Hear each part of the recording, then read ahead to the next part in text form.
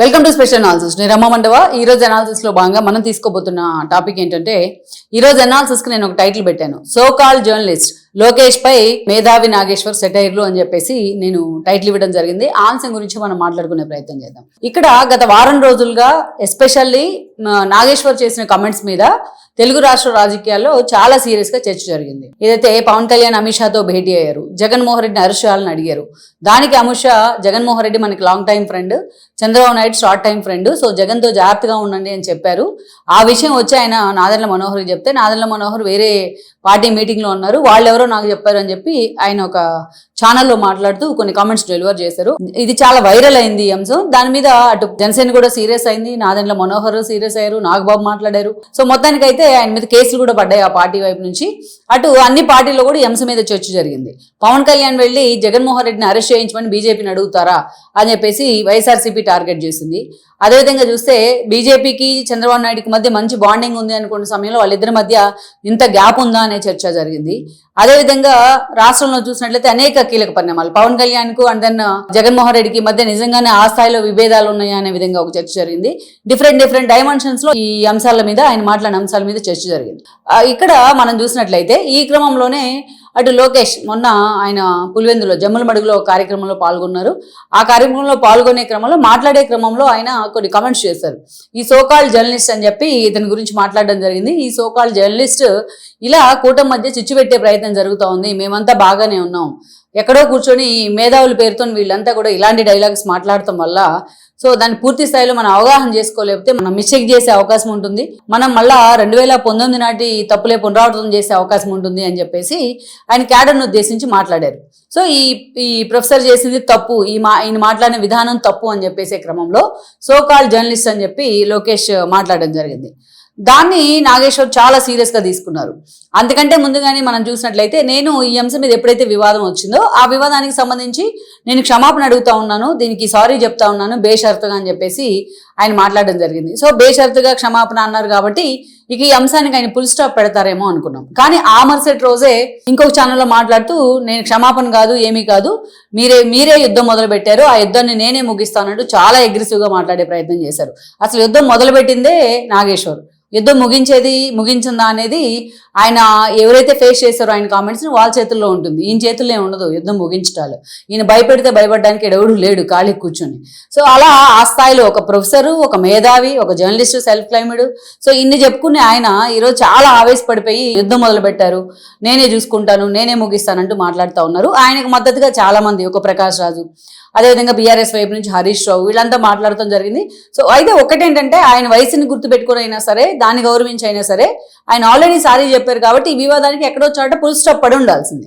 కానీ ఎప్పుడైతే ఇలా అన్ని పార్టీలని హిట్ చేసినాయి కాబట్టి ఆయన చేసిన కామెంట్స్, అటు లోకేష్ కూడా మాట్లాడడం జరిగింది. సో ఈరోజు ఈ మేధావి అని చెప్పబడే నాగేశ్వర్ గారు చాలా సీరియస్ గా లోకేష్ను ఉద్దేశించి కొన్ని కామెంట్స్ చేశారు. ఆయన సో కాల్ జర్నలిస్ట్, లోకేష్ పేరు ఎత్తలేదు ఎక్కడ, లోకేష్ ఇలా అన్నారు అని కూడా ఆయన చెప్పలేదు. సో కాల్ జర్నలిస్ట్, ఎస్ ఈ సో కాల్ జర్నలిస్ట్ అని చెప్పేసి మొత్తం ఆయన పుట్టిన దగ్గర నుంచి ఆయన పుట్టుపూర్వోత్తరాలు అన్నీ కూడా చెప్పుకుంటూ వచ్చారు. I'm not Born with golden spoon అని చెప్పారు ఆయన. ఇక్కడ ఎవరు బోర్న్ విత్ గోల్డెన్ స్పూన్ కాదు. సరే లోకేష్ను ఉద్దేశించి మీరన్నా, లోకేష్ ఒకవేళ మీరన్నట్టే బోర్న్ విత్ గోల్డెన్ స్పూన్ అనుకుందాం, చంద్రబాబు నాయుడు కొడుకు అనుకుందాం, సీఎం కొడుకు కాబట్టి, అయినా సరే Lokesh Born with golden spoon అని ప్రజలు ఒప్పుకోలేదు కదా. లోకేష్ని ఘోరాతి ఘోరంగా మంగళగిరిలో ఓడించలేదా 2019 ఎన్నికల్లో? అంటే చంద్రబాబు నాయుడు కొడుకైనంత మాత్రాన, గోల్డ్ స్పూన్ నోట్లో పెట్టుకొని పుట్టినంత మాత్రాన లోకేష్ అలా చిటికేస్తే అలా అయిపోయినారా మంత్రి? మీరు లోకేష్ కి ఎమ్మెల్సీ ఇచ్చి మంత్రిని చేశారు చంద్రబాబు నాయుడు. ఆ తర్వాత 2019 ఎన్నికల్లో ఆయన మంత్రి చేసున్నా, పోటీ చేసిన జనాలు ఓడించారు కదా. అంటే బోర్న్ విత్ గోల్డెన్ స్పూన్ అయినంత మాత్రాన జనం దాన్ని యాజ్ ఇట్ ఈజ్ గా యాక్సెప్ట్ చేయరు. అది వారసుడైనా సరే, వాళ్ళ తాత ముత్తాతలు ఎంత స్థాయిలో ఉన్నా సరే, ఆ స్థాయిలో వాళ్ళ ప్రజల మనసు కూడా చూరగొనాలి, అప్పుడు మాత్రమే వాళ్ళు లీడర్ అనిపించుకుంటాడు. మరి ఇక్కడ ఏం జరిగింది? లోకేష్ ఆ స్థాయిలో మంగళగిరిలో ఓటమి పాలు కాలేదా లోకేష్? అంతేకాదు, మంగళగిరిలో ఓటమి పాలైన తర్వాత లోకేష్ ఓటమే ఒక ఎత్తు, మొత్తం పార్టీ ఓటమే మరొక ఎత్తు అన్నట్టుగా మొత్తం వైఎస్ఆర్సీపీ టార్గెట్ చేసింది. ఇది మర్చిపోయారేమో నాగేశ్వర్ గారు. ఆ స్థాయిలో ఆయన్ని హ్యూమిలేషన్ చేశారు. ఆఖరికి ఆయన క్యారెక్టర్ అసాసినేషన్ చేశారు, వాళ్ళ తల్లిని అవమానించారు, ఇతని పుట్టుకను కూడా అవమానించారు, ఆఖరికి ఆయన తిండిని కూడా అవమానించారు. లోకేష్ చిరుతిళ్ళు అని చెప్పేసి. ఎంత స్థాయిలో లోకేష్ను హ్యూమిలేట్ చేశారు మీకు గుర్తుందా నాగేశ్వర్ గారు? అంత స్థాయిలో హ్యూమిలేట్ చేసిన కారణంగా, అంత అవమానించిన కారణంగా అతను చాలాసార్లు దాని నుంచి స్పోర్టివ్గా తీసుకొని తాను పూర్తిగా ఆయన ఎవల్యూట్ అయ్యే ప్రయత్నం చేశారు. ఆ అవమానాలన్నింటినీ, ఆ హేళనలన్నింటినీ తీసుకొని తాను చెక్కుకునే ప్రయత్నం చేశారు. అందుకే తాను ప్రూవ్ చేసుకునే ప్రయత్నం చేసి ఈరోజు టీడీపీ భవిష్యత్ లీడర్గా ఆయన ఎక్స్పోజ్ అవుతా ఉన్నారు. సో ఎన్ని అవమానాలు మీరు చూసారా? మన తల్లిదండ్రులను ఎవరు కూడా ఎప్పుడు ఏం అనలేదు. మన తల్లిదండ్రులను ఏమన్నా మనం ఊరుకోం. ఆ స్థాయిలో అతను తాను ప్రూవ్ చేసుకునే క్రమంలో అతని తల్లిదండ్రులు కూడా రోడ్డు మీదకి లాక్కొచ్చే ప్రయత్నం చేశారు. మరి మీరు మాట్లాడుతూ ఉన్నారు I'm not Born with golden spoon అని చెప్పేసి. అతను పుట్టిండొచ్చు గోల్డెన్ స్పూన్తో, కానీ గోల్డెన్ స్పూన్తో పుట్టినా అతను ఆ స్థాయిలో తాను ప్రూవ్ చేసుకుంటేనే ఈ రోజు లీడర్గా ఎమర్జ్ కాగలిగారు. అంతేకాదు మీరు ఇంకోటి మాట్లాడుతూ ఉన్నారు, I'm not Born with golden spoon అని చెప్పేసి. మేము కూడా గోల్డెన్ స్పూన్ కాదు. ఇక్కడ మీరు గుర్తుపెట్టుకోండి, సమాజంలో ఎవరో మీరు అన్నట్టు గోల్డెన్ స్పూన్తో పుట్టే వాళ్ళు ఒక 1 or 2% మాత్రమే ఉంటారు. 1 or 2% కూడా ఈ రోజున్న సమాజంలో అంత యాక్సెప్టెన్సీ ఉండదు. అంత ఈజీగా యాక్సెప్టెన్సీ రాదు ప్రజల నుంచి, అన్ని వైపుల నుంచి. వాళ్ళు ఎంతో కష్టపడి డక్కా మొక్కీలు తింటే తప్ప. అందుకే మీరు చూడండి, ముఖ్యమంత్రి కొడుకులు అందరూ కూడా ఏదైతే ముఖ్యమంత్రులు కాలేరు. మీరు జగన్మోహన్ రెడ్డి పార్టీ పెట్టిన తర్వాత ఆయన ఎంపీగా పనిచేశారు. వాళ్ళ తండ్రి 2 సార్లు ముఖ్యమంత్రిగా ఉన్నారు.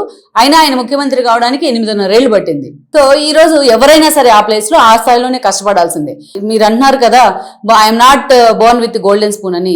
ఎవరు కూడా మాలాంటి వాళ్ళం కాదు, మేము ఎవరు గోల్డెన్ స్పూన్లు వేసుకొని పుట్టలేదు. మీరు అన్నారు మా తండ్రి జర్నలిస్ట్ కాదు అని. మా తండ్రి కూడా జర్నలిస్ట్ కాదు. మేము ఇంకొకటి మీరు గుర్తుపెట్టుకోవాల్సింది ఏంటంటే, మా తండ్రి రాజకీయాల్లో లేరు అని చెప్పారు మీరు. మా తండ్రి కూడా రాజకీయాల్లో లేరు. మాలాంటి వాళ్ళు చాలా మంది ఆ రోజు సొసైటీలో వివిధ రంగాలను ఎంచుకుంటూ ఉంటారు. చాలా మంది ఒక మారుమూల పల్లెటూరు నుంచి వచ్చి చిన్న సామాన్య కుటుంబంలో పుట్టొచ్చి ఆర్థిక సమస్యలతో ఇబ్బంది పడే అతి సామాన్య కుటుంబాల నుంచి పుట్టొచ్చి ఈ రోజు ఎంతో మంది పొలిటీషియన్స్ అయ్యారు, ఎంతో మంది జర్నలిస్టులు అయ్యారు, ఎంతో మంది ప్రొఫెసర్లు అయ్యారు, ఎంతో మంది. మీరే అన్నారు కదా మోడీతో కంపేర్. మీరు అసలు నాకు ఆశ్చర్యం కలిగే అంశం ఏంటంటే, మాటకు ముందు మీరు మోడీతో కంపేర్ చేసుకుంటూ ఉంటారు. గతంలో కూడా మీరు అన్నారు, మీ మీద రాజధాని విషయంలో విమర్శలు వచ్చినప్పుడు సీతకే తప్పలేదు కష్టాలు, రాముడికే వనవాసం తప్పలేదు, శ్రీకృష్ణుడికే నీలాపలింద తప్పలేదు, నాగేశ్వరం ఏమన్నా ఎగ్జామ్షనా అన్నారు. మీరు అలాంటి మాటలు మాట్లాడకండి దయచేసి, అలా కంపేర్ చేసుకోకండి. మిమ్మల్ని మీరు చాలా అత్యున్నతంగా అది అతిశయోక్తిలాగా ఉంది మీరు మాట్లాడుతూ ఉంటే. ఈరోజు మీరు మోడీతో కూడా కంపేర్ చేసుకుంటా ఉన్నారు. మోడీ ఛాయ్ అమ్ముకోలేదా, ఛాయ్ అమ్ముకొని ఆ స్థాయికి రాలేదా అని. అది టైం బీయింగ్, అది సక్సెస్ రేట్. ఎవరు వాళ్ళు మోల్డ్ చేసుకునే దాన్ని బట్టే. ఇప్పుడు నా సంగతి తీసుకోండి, మీరు చెప్పినట్టే మా నాన్న కూడా జర్నలిస్ట్ కాదు, మా నాన్న కూడా పొలిటీషియన్ కాదు. అయినా సరే నేను మారుమూల పల్లెటూరు నుంచి వచ్చి ఒక అమ్మాయి నుండి 2006లోనే నేను జర్నలిజంలోకి వచ్చాను. నేను జర్నలిస్ట్ అయ్యాను. లోగోలు పట్టుకొని రోడ్ల మీద తిరిగాం. ఆల్మోస్ట్ 20 ఏళ్ళు ఉన్నాం ఫీల్డ్లో. మీరు ఏమని చెప్తా ఉన్నారు? మీరు మీ అన్ని క్లెయిమ్ చేసుకుంటా మీ మీద సింపతి గెయిన్ చేసుకునే ప్రయత్నం చేస్తా ఉన్నారు. మీరు అది మీ గొప్పతనాన్ని ఎప్పుడు కూడా ఎదుటి వాళ్ళు గుర్తించాలి. అంతేగాని నేను తోపుని, నేను తురుంకాన్ని. ఆల్మోస్ట్ నేను ఇందాక చెప్పాను కదా ఆల్రెడీ 7 to 8%, 10% తీసుకుంటే 7 to 8% ఇలా మారుమూల పల్లెటూరుల నుంచో ఎక్కడి నుంచో వచ్చి అద్భుతాలు సృష్టించిన వాళ్ళే ఎక్కువ మందే ఉంటారు. అంతేగాని మీరు ఒక్కరే కాదు కదా. ఆ బ్యాక్గ్రౌండ్ నుంచి ఏ బ్యాక్గ్రౌండ్ లేకుండా వచ్చింది మీరు ఒక్కరే కాదు. పోనీ మీ ఒక్కరితోనే అది ఆగిపోదు. ఎంతో మంది గ్రామాల్లో సైతం ఎంతో మంది ఆణిముత్యాలు ఉంటారు. ఎక్కడో వాళ్ళు పూర్తి స్థాయిలో సక్సెస్ అయిన తర్వాత కానీ వాళ్ళ బ్యాక్గ్రౌండ్ ఏందనేది మనకు తెలియదు. అలాంటి వాళ్ళు చెప్పండి, నేను చెప్తాను ఎంతమంది ఉన్నారు అనేది. ఎంతో మంది ఉన్నారు, మన చుట్టూనే ఉన్నారు. ఇప్పుడు మీరు ఏం మాట్లాడుతూ ఉన్నారు? నేను పొలిటీషియన్గా, మా నాన్న అంటే నాన్న పొలిటీషియన్ అయితేనే కొడుకు పొలిటీషియన్ అవుతాడా? నాన్నకు ఉంటేనే కొడుకు వారసత్వం వస్తుందా? వాళ్ళు నిరూపించుకోవాల్సిన అవసరం లేదా?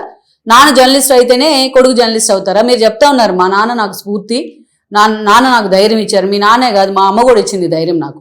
మీరు అసలు ఏం మాట్లాడుతూ ఉన్నారు? మీరు ఒక్కసారి సారీ చెప్పిన తర్వాత దానికి మీరు స్టిక్ ఆన్ అయి ఉన్నారా? మీరు సారీ అన్న తర్వాత దీన్ని ముగిద్దాం ఇంతటితోని బేషరతుగా క్షమాపణ అన్న తర్వాత మీరు దానికి స్టిక్ ఆన్ అయి ఉంటే ఆ అంశం ఎక్కడ కూడా వైరల్ అయి ఉండేది కాదు. నిజంగా సారీ చెప్పిన తర్వాత ఎవరైనా సరే, ఏ స్థాయి వ్యక్తులైనా సరే దాన్ని, ఆ ఇంపాక్ట్ ని, ఆ ఇంటెన్స్ ని తగ్గించే ప్రయత్నం చేస్తారు.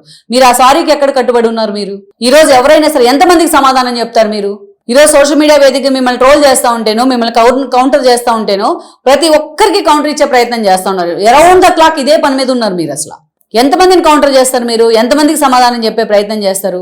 ఈరోజు బేషరతుగా క్షమాపణ అప్పుడు మీకు డిప్లొమాటిక్ గా ఉంది. మీ ఆన్సర్స్ కానీ, మీ మాట తీరు కానీ, మీ విధానం కానీ చాలా డిప్లొమాటిక్ గా ఉంది. మీరు ఎప్పుడైతే సారీ చెప్పారో దానికైనా స్టిక్ అని అయ్యండి. లేదు యుద్ధం చేస్తా అన్నారు కదా, సరే నేను సారీని వెనక్కి తీసేసుకుంటున్నాను, నేను యుద్ధమే మొదలు పెడతానని యుద్ధం చేయండి. మరి మీరు అసలు కరెక్ట్ గా ఏదైతే ఒక ఇష్యూ అనుకున్నారో ఆ ఇష్యూని మీరు చెప్పారు. మీకు ఎవిడెన్స్ లేదు కాబట్టి దాన్ని కరెక్ట్ గా ప్రూవ్ చేయలేకపోయినారు.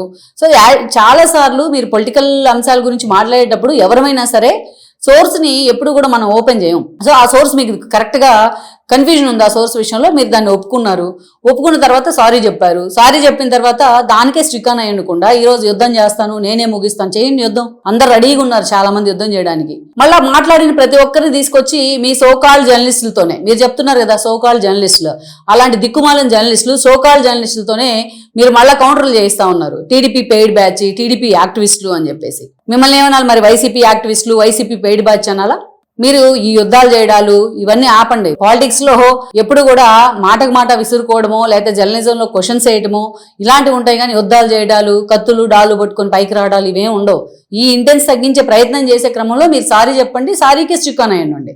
అంతేగాని మళ్ళా ఎవరైనా మీకు కౌంటర్ ఇస్తే సోకాల్ జర్నలిస్ట్ అన్నారు, ఆయన మిమ్మల్ని ఏం అనలేదే, కామెంట్ ఏం చేయలేదు మిమ్మల్ని, కనీసం మేము పెట్టినట్టు కూడా ఆయన ఏమి మేము తమ్నైల్లో పెడతా ఉన్నాం అట్లా కూడా ఆయన ఏం అనలేదు మిమ్మల్ని. అట్లాగే లోకేష్ పేరెత్తకుండానే మీరు 100 అన్నారు, ఆల్మోస్ట్ 100 మాటలు మాట్లాడారు ఆ విషయంలో. సోకాల్ జర్నలిస్ట్, ఈ సోకాల్ జర్నలిస్ట్ కి రాజకీయ నేపథ్యం లేదు, ఈ సోకాల్ జర్నలిస్ట్ కి ఎలాంటి పొలిటికల్ బ్యాక్గ్రౌండ్ లేదు, ఈ సోకాల్ జర్నలిస్ట్ కి వాళ్ళ నాన్న జర్నలిస్ట్ కాదు, ఈ సోకాల్ జర్నలిస్ట్ డబ్బుల్లో పుట్టలేదు. మేము అందరం అంతే, మీరు చెప్పిన బ్యాక్గ్రౌండే అందరిది కూడా, ఆల్మోస్ట్ 90% అందరిది అలాంటి బ్యాక్గ్రౌండే. అంత బ్యాక్గ్రౌండ్, అలాంటి బ్యాక్గ్రౌండ్ నుంచి వచ్చాం కాబట్టి మన వెనక బ్యాగేజ్ ఏం లేదు కాబట్టి ఈ రోజు ఇంత నిక్కచ్చిగా నిజాయితీగా మాట్లాడగలుగుతా ఉన్నాం, ఇంత ధైర్యంగా ఎవరినైనా సరే నిలదీయగలుగుతా ఉన్నాం, అంత సబ్జెక్ట్ ఉంది కాబట్టి. మీరు అందుకే మీరు నిజంగా ప్రోగ్రెసివ్ థాట్ తో కనుక మీరు ఆలోచించే పనికైతే ఇప్పటికైనా సరే దీనికి ఎక్కడో చాట ఒక లాజికల్ ఎండ్ ఇవ్వండి. ముందు చెప్తారు, మళ్ళీ దానికి స్టిక్ అని అయ్యకుండా, ఎంత మీరు యుద్ధం చేసే వాళ్ళైతే మీరు అన్న మాటలకే కట్టుబడి ఉండి యుద్ధం చేయాల్సింది. మళ్ళీ మధ్యలో సారీ ఎందుకు చెప్పారు? బేషరతుగా సారీ అన్నారు కదా, మళ్ళీ ఎందుకు చెప్పారు సారీ? సారీ అన్న తర్వాత వాళ్ళు హోల్డ్లో పడ్డారు కదా, కొన్ని రోజులు ఆగారు కదా, మళ్ళీ మీరు స్టార్ట్ చేశారు యుద్ధం చేస్తాను అని చెప్పి. అంటే మీ మాటకి మీరే స్టిక్ అని అయి ఉండట్లా, ఏ మాటకి స్టిక్ అని అయి ఉండట్లా. దీనికి ఫుల్ స్టాప్ పెట్టే ప్రయత్నం చేయండి. మీరు సెటైర్లు వేస్తూ ఉంటే, ఇప్పుడు మామూలుగా మనం ఇక్కడ కూర్చొని మాట్లాడుతూ ఉంటే ఫీల్డ్లో తిరిగే వాళ్ళకో, జనాలను ఫేస్ చేసే వాళ్ళకో, వాళ్ళు కూడా ఆల్మోస్ట్ మన మీద వస్తున్న విమర్శల్ని చెక్ పెట్టాలా, వాటిని ఎట్లాగట్లాగా వాటికి అడ్డుకునే ప్రయత్నం చేయాలా అనే ఆలోచన ఉంటుంది, వాళ్ళ టీం కూడా వాళ్ళకు ఉంటుంది ఆ స్థాయిలో. సో మీరు అందుకే యుద్ధం చేయాలనుకుంటే యుద్ధం చేయండి, లేదు మీరు సారీ అనే దానికి కట్టుబడి ఉండాలంటే అనే దానికి మాత్రమే కట్టుబడి ఉండి. ఈ సెటైర్లు మిమ్మల్ని ఒక్కరే మీరు ఆకాశానికి ఎత్తేసుకొని పొగుడుకోవడం, మిమ్మల్ని మీరు పొగుడుకోమాకండి. ఎప్పుడు కూడా అట్లా సెల్ఫ్ డబ్బాలు కొట్టుకోవడం, అలా పొగుడుకోవడం. ఇప్పుడు మీరు మీ ఫ్యామిలీ హిస్టరీ చెప్పినట్టే ప్రతి ఒక్కరికి కూడా ఒక హిస్టరీ ఉంటుంది ఫ్యామిలీకి సంబంధించి. దాన్ని ఎప్పుడు కూడా మనం సింపథైజ్ కావడానికో, మనల్ని ఎవరైనా టార్గెట్ చేసేటప్పుడు దాన్ని వాడుకోకూడదు, విక్టిమ్ కార్డ్ ప్లే చేయకూడదు. ఎలాంటి సందర్భాల్లో మీరు దేనికి స్టిక్ అని ఉన్నారో దానికే స్టిక్ అని ఉండాలి. Either this or that. Last video మీ మీద నేను ఒకటి చేశాను, మీరు పెద్దానికి కానీ అని చెప్తా ఉంటారని. అప్పుడే చెప్పాను నేను, మీరు తటస్థమని అనకూడదు, ఎప్పుడు కూడా లౌక్యం అని అలాంటి మాటలు మాట్లాడకూడదు. లౌక్యం అంటేనే మోసానికి తమ్ముడు అని చెప్తాను నేను. సో అలాంటి మాటలు మాట్లాడకూడదు. ఎప్పుడో ఏదర్ దిస్ ఆర్ దట్, ఎటు ఒకటి మాత్రమే నిలబడుకొని ఉంటే, అదే స్టిక్ ఆన్ అయి ఉంటే ఈ రోజు ఈ పరిస్థితి అయితే వచ్చేది కాదు. సో మొత్తానికైతే ఇప్పటికైనా ఏదో ఒక స్టాండ్ తీసుకునే ప్రయత్నం అయితే మీరు చేయండి. ఈ వీడియో మీకు నచ్చినట్లయితే please share, like and subscribe R24 Telugu.